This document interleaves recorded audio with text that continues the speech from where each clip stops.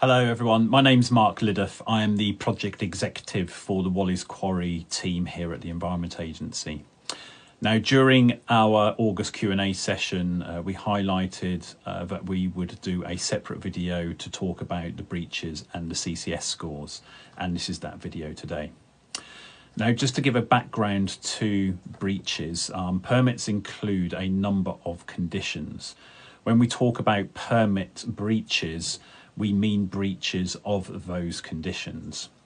Environment Agency officers assess compliance against the permit by doing site visits and also by completing remote audits.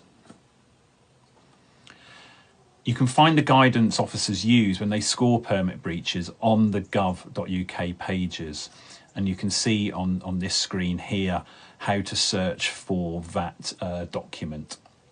Now, in short, officers record their findings, including permit breaches, on a compliance assessment report form, or a CAR form, which is sent to the permit holder.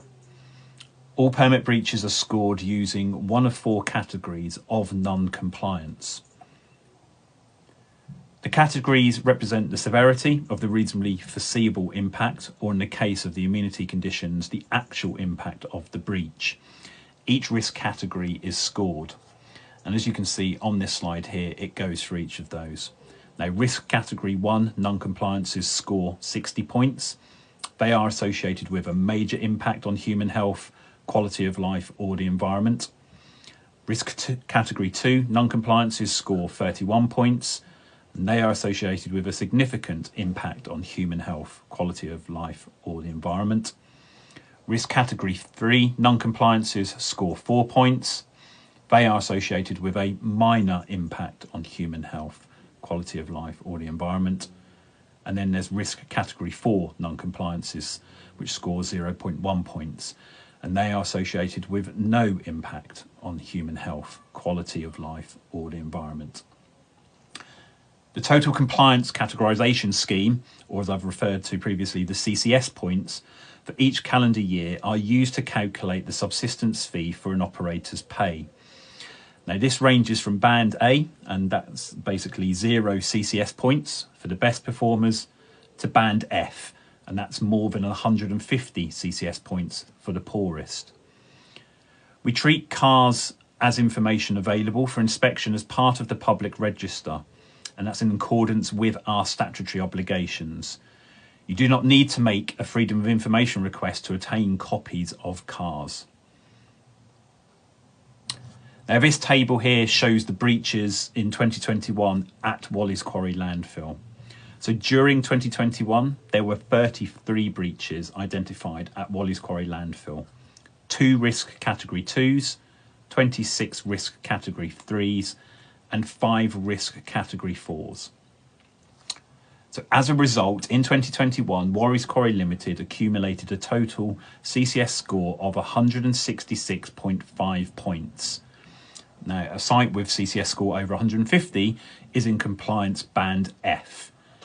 Walleys Quarry Limited's subsistence fee for 2022 was therefore £54,663, and that's a 300% uplift on the standard rate of charge. Now, we acknowledge that we gave an inaccurate figure for the total number of breaches at the liaison group meeting that took place in June. And that was the total number for 2021, and we apologise. The correct figure, as I have explained from just now and in that previous table, was in fact 33. We will make the correction at our next meeting, at the liaison group meeting, which should be taking place later this month in September. Now, here's the next table, which shows the breaches at its present state whilst we're recording this video so far in 2022. There have been 6 breaches identified at Walleys Quarry landfill, 4 risk category 1s, 1 risk category 3, and 1 risk category 4.